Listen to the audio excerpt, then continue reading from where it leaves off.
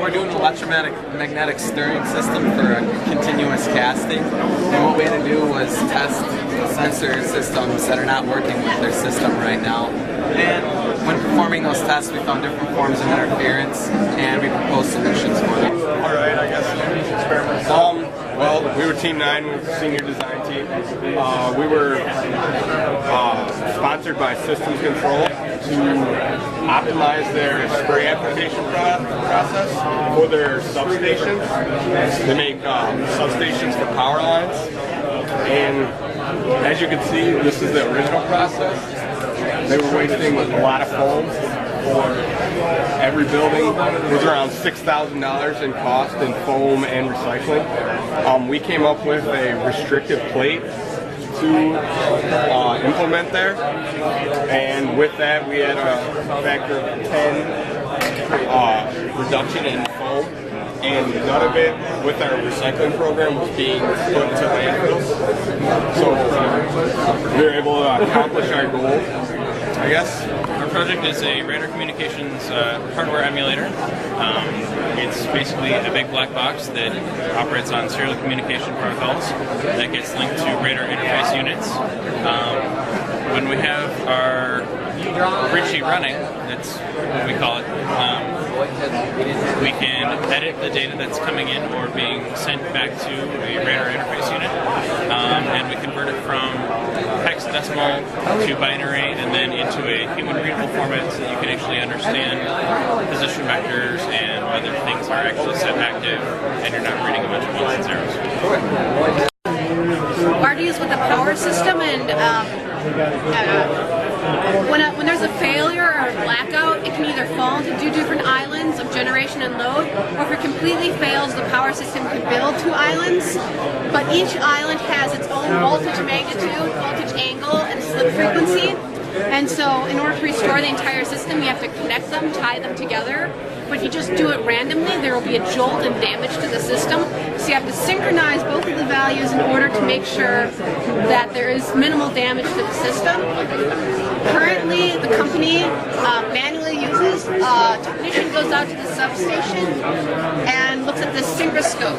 A synchronoscope gets voltages from both sides of the system and displays 0 degrees phase difference.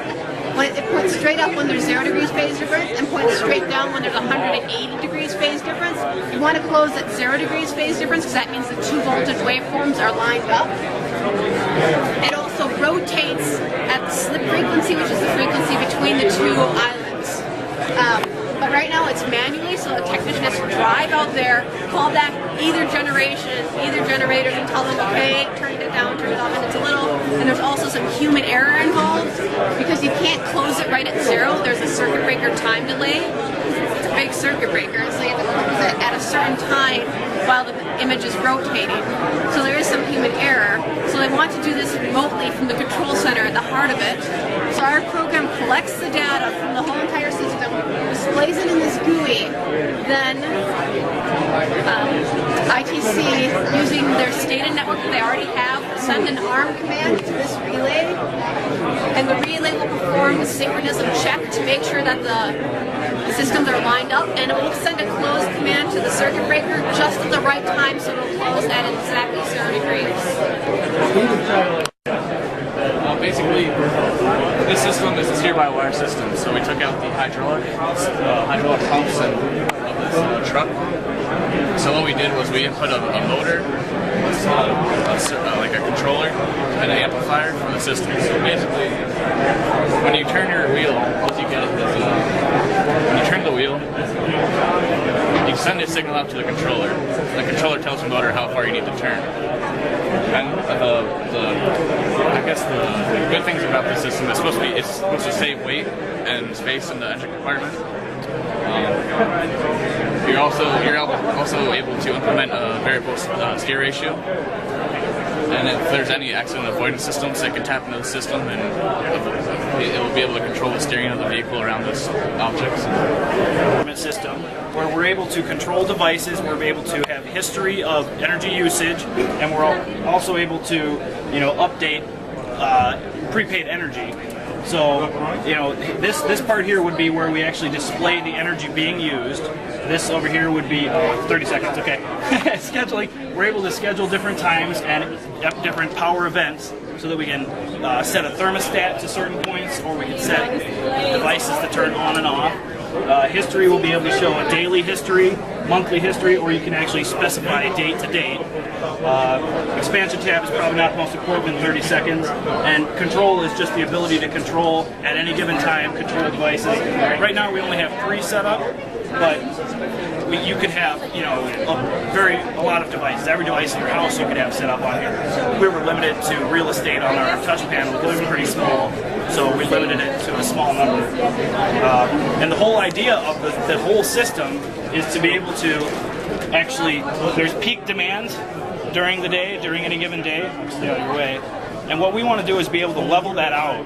We want to level it out so that, you know, in the night we're using a lot of power too, and that way we actually, if for the next 20 years we wouldn't need new generation if we could level out our peaks right now. But during peak times, we're actually at the limit of what we can do. So, you know, and that's why they keep trying to build new power plants. And so that's the idea, is to get customer awareness to help level out this peak energy demand. Absolutely. So, once again, what we can demonstrate, some of the easy things to demonstrate are our ability to turn on and off. This would be our light, this would be our lamp, and this would be an appliance such as like a refrigerator or something like that. So if we turn the light on, we turn the switch on, and we update it. Oh, it's already on, my apology. Let's turn the light off then. So we'll turn it takes a few seconds. Okay, there it goes. So it actually turns it off. We're also able to set temperature settings. You know, it's pretty warm in here right this second. We'll just say we're setting it to 51 because we don't actually have anything heating up or cooling. So we'll update that. And I don't think you can probably see it, but there's a temperature setting right up here. It'll change in a few seconds, I think. Alright, this is an autonomous vehicle. It navigates courses by itself. It has to follow lines, has to dodge obstacles, go through sand pits, has to navigate with GPS waypoints, and it does it all by itself autonomously.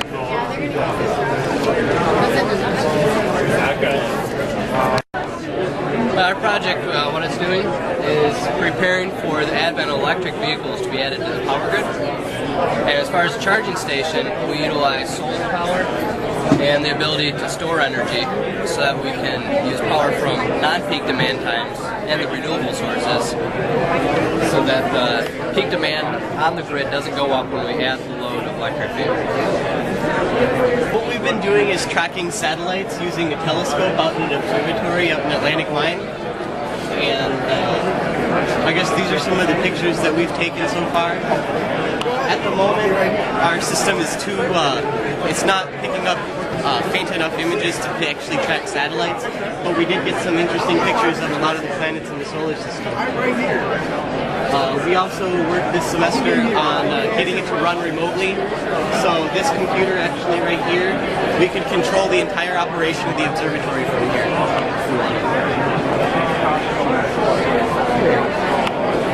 We're Senior Design Team 3, and we have the remote control military vehicle project. And here's the truck that we had to make remotely operated. We had to do that through using these wireless control boards. And here's our controller box. This actually controls acceleration and braking, and this is the steering of the truck. These buttons are for the transmission control inside of the truck. Here's the power, and then this unit goes inside of the vehicle, and this is what controls all the different aspects of the vehicle.